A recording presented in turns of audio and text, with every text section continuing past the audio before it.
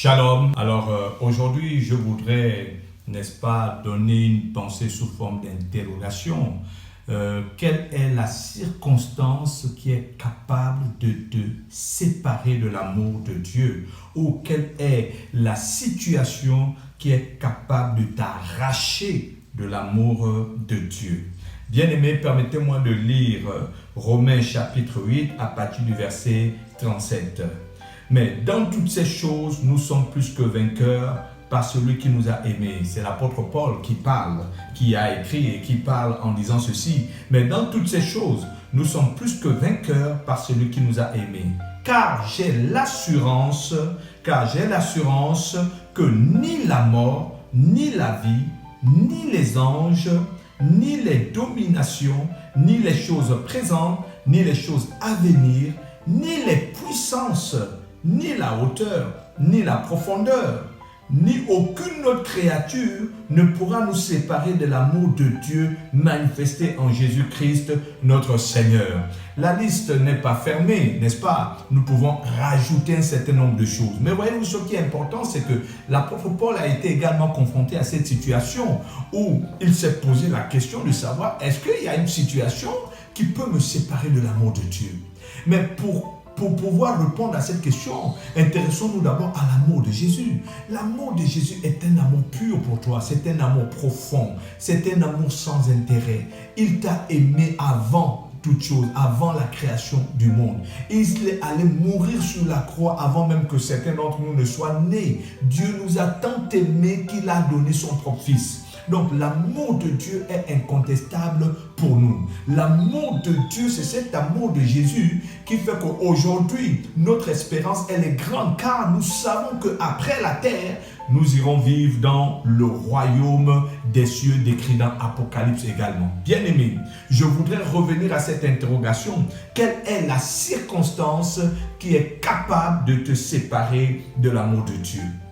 Bien-aimés, si c'est la mort qui venait, et la mort faisait un deal en disant, écoute, je viens vers toi, je suis capable de t'enlever de l'amour de Dieu parce que je suis la mort.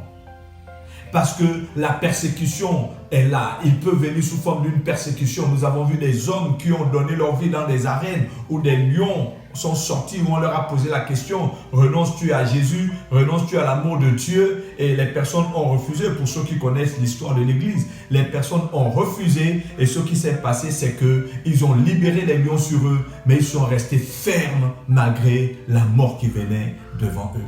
Quelle est notre situation aujourd'hui? Est-ce que face à la mort, nous allons renoncer à l'amour de Dieu?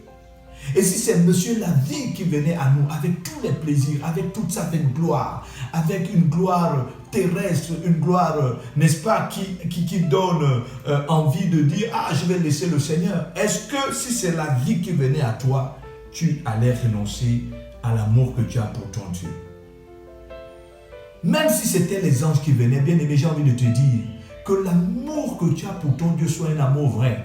Parce que si l'amour n'est pas vrai, si c'est un amour éphémère, si c'est un amour léger pour ton Dieu, ou bien si c'est un amour parce que on était dans les bonnes ambiances de l'église avec un bon son, une belle église, tout est bien, on rit ensemble, et il y a un bon son, le pasteur prêche bien, si c'est ça l'amour que tu avais, et au point que quand les circonstances arrivent, tu es capable de briser cet amour, c'est que tu n'as pas encore rencontré l'amour de Dieu. Mais je suis venu te dire, Jésus-Christ t'aime. Jésus veut établir une relation particulière avec toi. Parce qu'il dit, n'est-ce pas, que mes brebis entendent ma voix. Mes brebis entendent ma voix. Je les connais et elles me suivent. Mes brebis entendent ma voix. Je les connais et elles me suivent. Le Seigneur le dit dans son évangile. Bien-aimé. Ça veut dire quoi? Ça veut dire que rien ne peut venir nous séparer de l'amour de Dieu. Et Paul dit, ni les choses présentes, ni ce qui se passe en ce moment ne doit te séparer de l'amour de Dieu. Même si tu es en situation de confinement, gloire à Dieu. Même si tu as l'impression que tout ne va pas bien, gloire à Dieu. Mais rien ne doit te séparer de l'amour que tu as pour ton Dieu. Rien ne doit te séparer. Pour ceux qui aimaient voir les pasteurs, même si tu ne vois plus les pasteurs ou les hommes de Dieu, homme ou femme de Dieu, responsable d'un ministère, vous ne les voyez plus et puis vous dites Dieu c'est fini, vous n'avez rien compris. Nous ne sommes que là pour vous aider.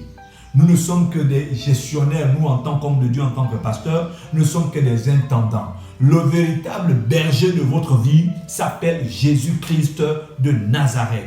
Et c'est de ce Jésus-là que dans ces temps présents, dans ces temps bizarres, vous deviez apprendre à tisser des liens d'amour puissants avec lui, que rien ne pourra venir séparer. Des liens d'amour puissants et purs que rien ne pourra venir séparer. Ni les choses présentes, ni la situation présente, mais Paul dit aussi, ni les choses à venir. Parce que ce qui viendra sera plus fort dans le monde que ce que vous voyez actuellement. C'est la Bible qui le dit. Ce n'est pas une prophétie extraordinaire pour ceux qui lisent la Bible. Ils savent que la Bible prédit des temps difficiles pour la terre. Des temps difficiles. Mais ceux qui résisteront à toutes ces pressions, à la pression de la mort, à la pression de la vie, à la pression même des anges comme dit Paul, à la pression des dominations, à la pression d'une autre créature, parce que l'apôtre Paul parle d'autres créatures, à la pression d'autres créatures, ceux qui auront la capacité de résister, ce sont ceux qui auront tissé une relation d'amour profond avec leur Seigneur. Bien-aimé, je suis venu te dire, aime Jésus plus que tout. Aime Jésus plus que tout. Que l'amour que tu as pour ton Jésus soit un amour véritable et sincère. Je veux t'encourager en te disant, le Seigneur est ton berger. Il est à côté de toi. Et il veut tisser une relation d'amour avec toi. Seul l'amour résistera. En tout cas, la Bible déclare que l'amour fait partie des 3 choses qui vont demeurer. Aimez le Seigneur plus que tout. Soyez bénis. Merci.